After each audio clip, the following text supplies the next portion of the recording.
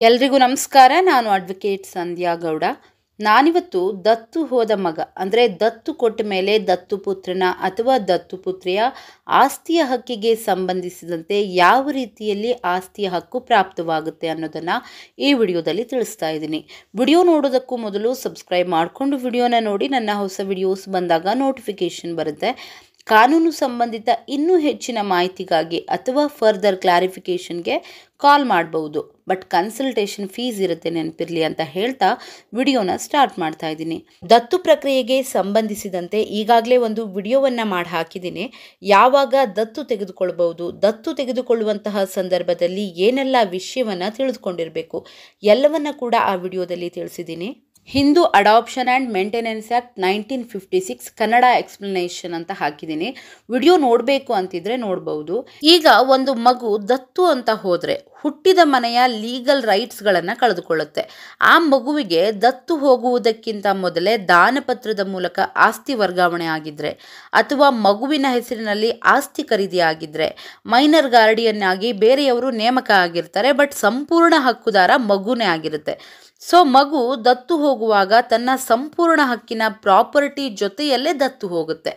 ಆದರೆ ಹುಟ್ಟಿದ ಮನೆಯ ಪಿತ್ರಾರ್ಜಿತ ಆಸ್ತಿಯಲ್ಲಾಗಲಿ ಅಥವಾ ತಂದೆಯ ಆಸ್ತಿಯಲ್ಲಾಗಲಿ ಅಥವಾ ಒಟ್ಟು ಕುಟುಂಬದ ಆಸ್ತಿಯಲ್ಲಾಗಲಿ ಹಕ್ಕನ್ನು ಕೇಳಲಿಕ್ಕೆ ಬರೋದಿಲ್ಲ. ಯಾಕಂದರೆ ದತ್ತು ಹೋಗಿರುತ್ತಲ್ವ, ಆ ಮನೆಯ ಆಸ್ತಿಗೆ ಹಕ್ಕುದಾರ ಆಗಿರುತ್ತೆ.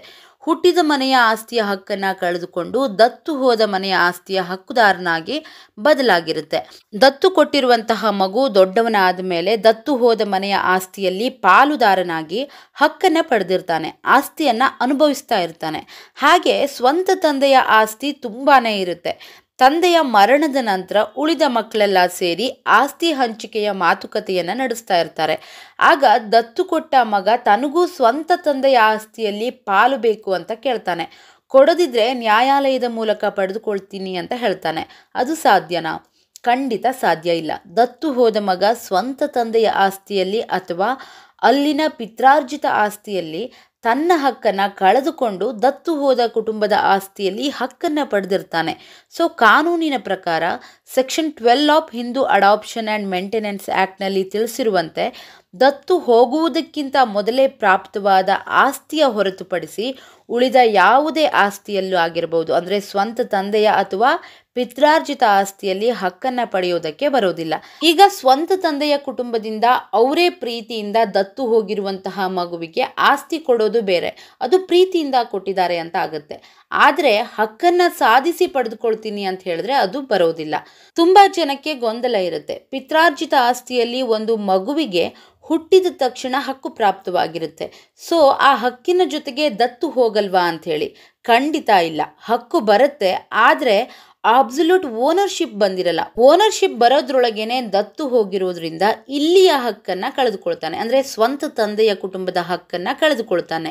ಸೊ ದತ್ತು ಪುತ್ರ ಅಥವಾ ದತ್ತು ಪುತ್ರಿ ತನ್ನ ಸ್ವಂತ ತಂದೆಯ ಅಥವಾ ಅಲ್ಲಿಯ ಪಿತ್ರಾರ್ಜಿತ ಆಸ್ತಿಗೆ ಹಕ್ಕುದಾರರು ಆಗೋದಿಲ್ಲ. ಈಗ ದತ್ತು ಪುತ್ರನೇ ಹೇಳಬಹುದು, ನನಗೆ ದತ್ತು ಬಂದಿರುವಂತಹ ಫ್ಯಾಮಿಲಿಯ ಆಸ್ತಿಯ ಹಕ್ಕು ಬೇಡ, ನನಗೆ ಸ್ವಂತ ತಂದೆಯ ಆಸ್ತಿಯ ಹಕ್ಕು ಬೇಕು ಅಂಥೇಳಿ. ಆಗಲೂ ಕೂಡ ಸಾಧ್ಯ ಇಲ್ಲ. ಸ್ವಂತ ತಂದೆಯ ಆಸ್ತಿಯಲ್ಲಿ ಅಥವಾ ಪಿತ್ರಾರ್ಜಿತ ಆಸ್ತಿಯಲ್ಲಿ ಹಕ್ಕನ್ನು ಕೇಳಲಿಕ್ಕೆ ದತ್ತು ಹೋಗಿರುವಂತಹ ಮಗನಿಗೆ ಬರೋದಿಲ್ಲ. ದತ್ತು ಹೋಗಿರುವ ಫ್ಯಾಮಿಲಿಯ ಆಸ್ತಿಯಲ್ಲೇ ಹಕ್ಕನ್ನು ಪಡೆದುಕೊಳ್ಬೇಕಾಗತ್ತೆ. ಸೊ ನೋಡಿದ್ರಲ್ಲ, ದತ್ತು ಮಗನ ಆಸ್ತಿಯ ಹಕ್ಕು ಯಾವ ರೀತಿ ಆಗಿರುತ್ತೆ ಅಂತ. ವಿಷಯ ನಿಮಗೆಲ್ಲ ಅರ್ಥ ಆಗಿದೆ ಅನ್ಕೋತೀನಿ. ವಿಡಿಯೋ ಇಷ್ಟ ಆಗಿದ್ರೆ ಲೈಕ್ ಮಾಡಿ, ಶೇರ್ ಮಾಡಿ ಮತ್ತು ಸಬ್ಸ್ಕ್ರೈಬ್ ಮಾಡೋದನ್ನು ಖಂಡಿತ ಮರಿಬೇಡಿ. Thank you so much.